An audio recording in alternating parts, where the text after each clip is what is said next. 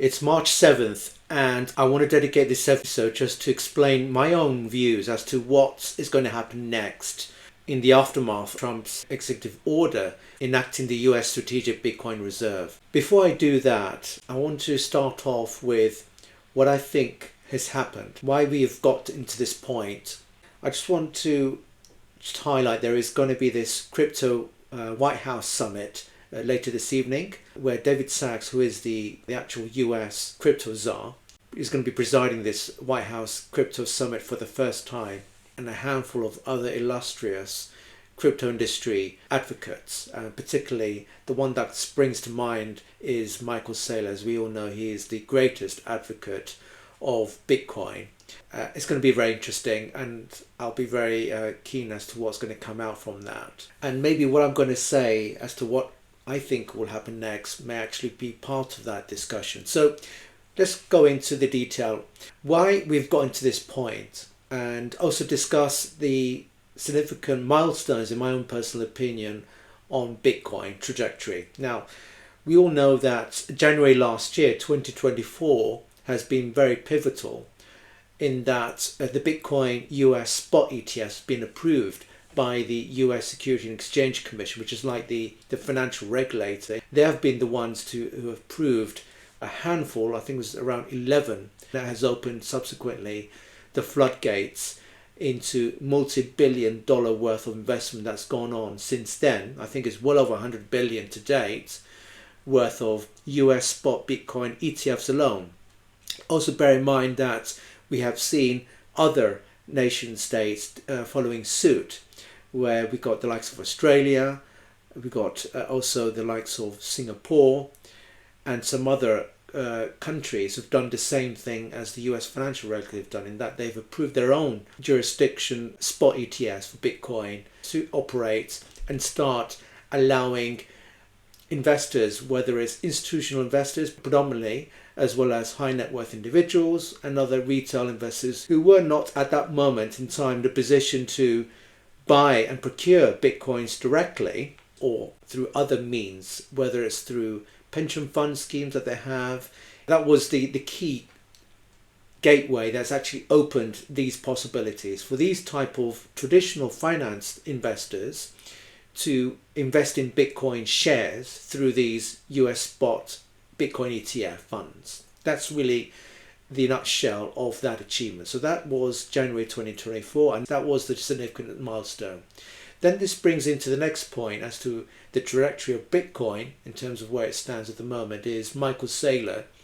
As you know, he, as part of the MicroStrategy, now is rebranded to Strategy, where they've actually done a U-turn in terms of how to maximize their near to 0% interest or 0% accumulation of additional assets and wealth. They've actually went on to the Bitcoin standard, which means they were the first publicly registered company to acquiring a handful of Bitcoins as part of their corporate treasury, such that it could enable them to make their entire corporate treasury wealth exponential into now multi-billion dollar, which is now what the company is now worth as a result of adopting this Bitcoin standard. Now, this is enabled Michael Saylor to take it a step forward in that he can use the treasury exponential growth in terms of monetary value to purchase more Bitcoins by issuing what they call corporate bonds, which is like a form of corporate debt, just as like governments issue debt in order to get money to finance some of their other sovereign needs. Well, Michael Saylor have done the same thing through the issuance of these corporate bonds to get debt from the debt market in order to procure and purchase more Bitcoins and keep that into their corporate treasuries. Well, the actual Bitcoin holdings in his stash, corporate stash, have actually gone up. So that's the significant milestone, and the repercussion of that, as we are seeing at the moment, there are more publicly registered companies following suit with what Strategy has done through this massive Bitcoin accumulation. This is what Bitcoin standard means. So we've got well over 100 companies who've actually adopted what Strategy have done. So that is significant in Bitcoin's history.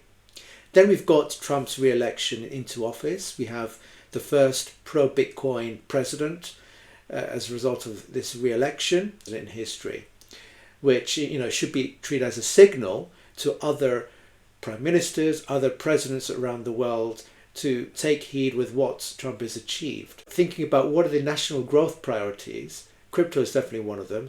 So for that, we've got President Trump. AI, in my personal opinion, is another significant growth sector or industry for any national government or country. And again, President Trump has done that as well. So between crypto and AI, this should be a signal as to why I think both AI and as well as crypto, Bitcoin is going to be super bullish as a result of this announcement. So this is important.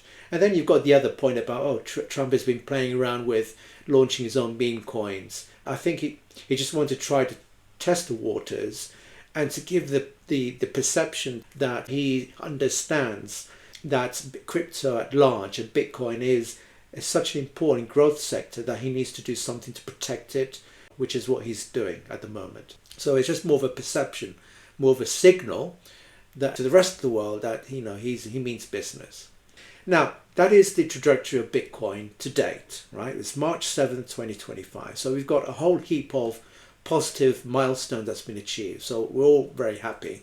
Now, what I think would happen next after this, I think in the US, and I can only speak on the US based on what I'm seeing because, US is the first nation, with the exception of El Salvador, who've, kind of jumped ahead of the US in fairness to them. But US being the major elephant in the room, this is very, very significant. So I think what they'll do is they're going to have to start rethinking about the taxation. What are they going to do with taxes as a result of adopting Bitcoin now as a strategic reserve asset in the US Treasury? Well, I think they're going to lower taxes and to make certain tax exceptions for other crypto assets. What could this mean for further adoption of digital assets at large when it comes to taxation? Well, for me personally, Bitcoin, as we all know, is going to appreciate in value. It's not a speculative asset, which is spot on when David Sachs have issued this announcement explaining it's going to be treated as a store of value. What would that mean is, looking into the mid to long term, is Bitcoin is going to appreciate significantly in value.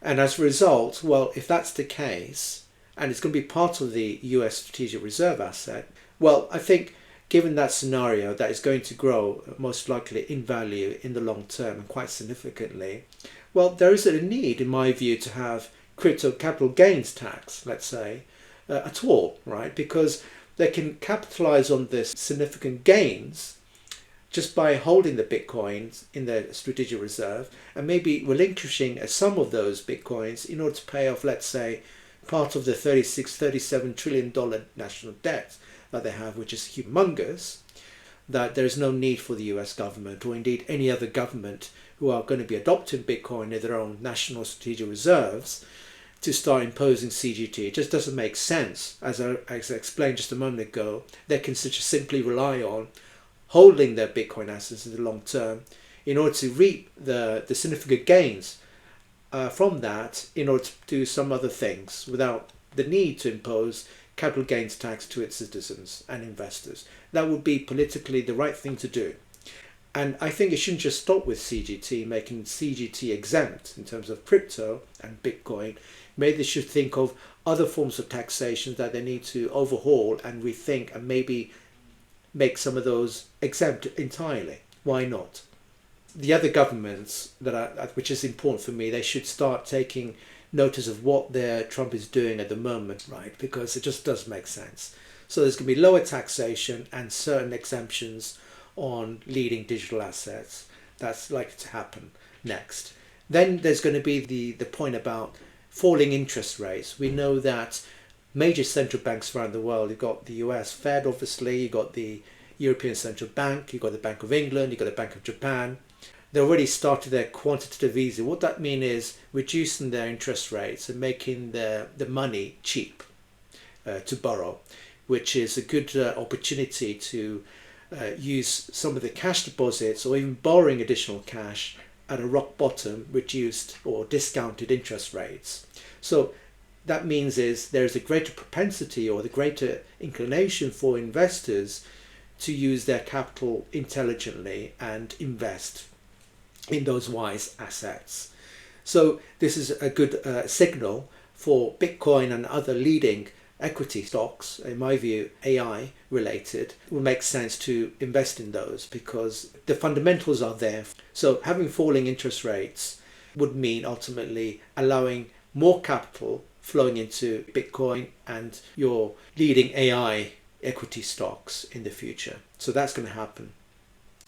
Now the actual next point about other investors out there, particularly those that are fairly well off, and think about in the heritage when they need to pass that wealth on to their offspring, particularly millennials and Gen Zs. We all know that definitely they're not going to be at all happy inheriting apartments or some antiquated 20th century style assets, right? What's going to happen likely to those individuals? Well, they need to wake up to the fact that ever since the US endorsing Bitcoin as a strategic reserve, ETFs and so on, institutional adoption of Bitcoin, well, they're going to have to wake up to the fact that they need to perhaps move away from this 0% allocation to Bitcoin in their funds or pension schemes that they may have and increase their percentage allocation to Bitcoin, particularly for those that are going to be inheriting that wealth when the boomers are gone. Well, this is a perfect moment to start considering to do just that. So they have to wake up to the fact that crypto and particularly Bitcoin is an interesting growth sector for them to invest in. The next point is around sovereign wealth funds eyeing Bitcoin. Now, I'm very confident that before this announcement has been made by Trump and the signing of this executive order, that I'm fairly confident governments have already welcomed the fact that given there's this pro-crypto president in office, governments at large around the world are starting to amass Bitcoin in their own national reserves. China, I think, is one of them. They also have, I think they're the second leading country to have a huge stockpile of Bitcoins already. It wouldn't be at all a surprise to me that China have actually forced a hand to Trump to expedite this executive order, and the same with other nations out there in the Middle East. I'm confident they've done something similar, and you've got other countries in the Western world and in the emerging markets doing the same thing. Russia, I'm confident, given the amount of sanctions and seizure of their assets in foreign countries, I'm sure that they've already started to mine Bitcoins and purchasing Bitcoins as an answer to those problems that they have, right? So the sovereign wealth funds is an interesting area for them to allocate Bitcoin purchases in their sovereign wealth fund. The next point is timing the market versus holding Bitcoin. I don't think, in many of my videos, I've been advocating the point that we're not professional traders, and even then, I don't think I've ever seen any professional trader out there who is super wealthy, because it's such a dangerous tactic to time the market in order to buy low and gain high.